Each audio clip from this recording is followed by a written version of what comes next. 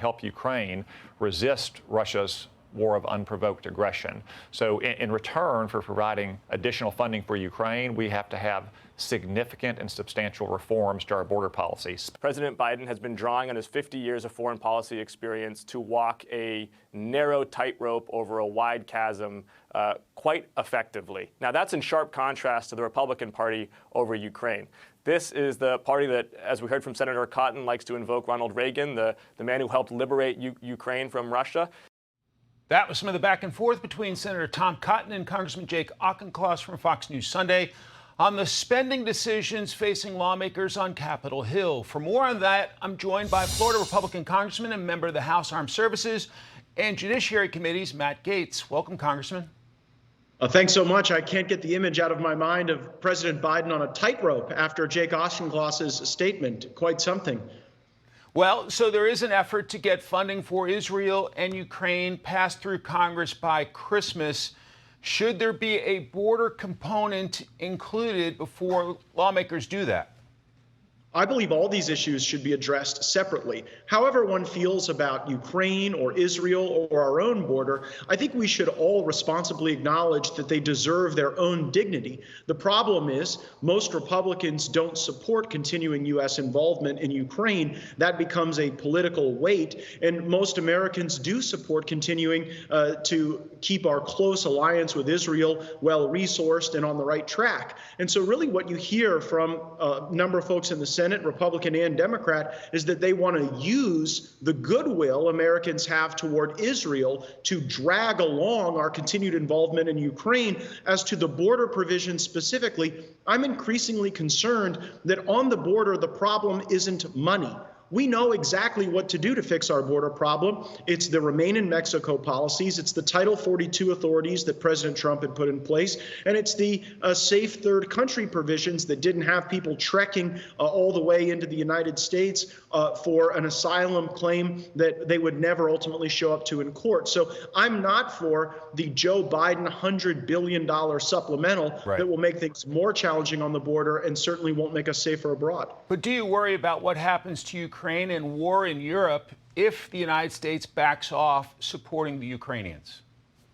Well, I'm more worried about a nuclear Russia engaging in some sort of escalatory accident that could draw the United States into literally a nuclear conflict than I am about broken down Russian tanks in the Donbas region. I don't believe that the American people want to pay another $100 billion to figure out which guy gets to run Crimea. We seem to almost be hitting a point there in the conflict where the Russian-speaking territories look very differently than what you see from the Western-leaning cities in Ukraine like Kyiv. So I'm far more concerned about what will happen to our people if we continue this tomfoolery. All right, let's go to the Middle East. More hostages are being released, including today, including that precious 4-year-old American girl.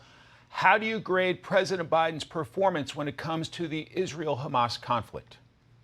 We're certainly glad that she is home, that any hostage that is released. But your last guest talked about how the Biden policies toward Iran have actually animated more violence from Hamas. So I would give Joe Biden an F, because he's allowing billions of dollars to be accessed and cash flow financed from Iran. We already know what Iran will do with that. They will use it to extend their malign influence. And it's worth noting that even the Biden administration's own inspector general at USAID is saying that a lot of this humanitarian assistance that Biden was just trumpeting from Nantucket actually ends up in the hands of Hamas. So let's not fund Hamas through Iran. Let's not feed Hamas through these USAID and other so-called humanitarian programs. So what more should the president do in terms of pinching Iran and being more careful with the aid to Hamas? Is that your view?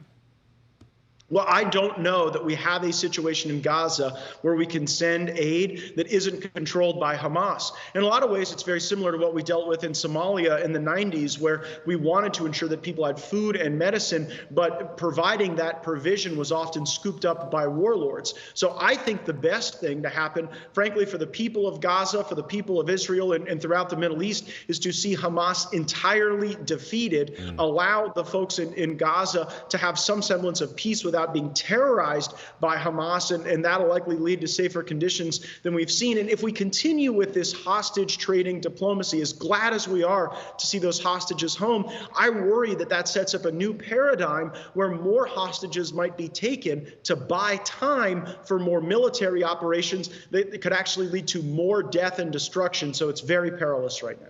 I mentioned you're on the Armed Services Committee. Congress has the power of the purse. The Pentagon has requested $114 million for spending on diversity, equity, inclusion, and accessibility, the most expensive request on this front that it has made. What's your reaction to that?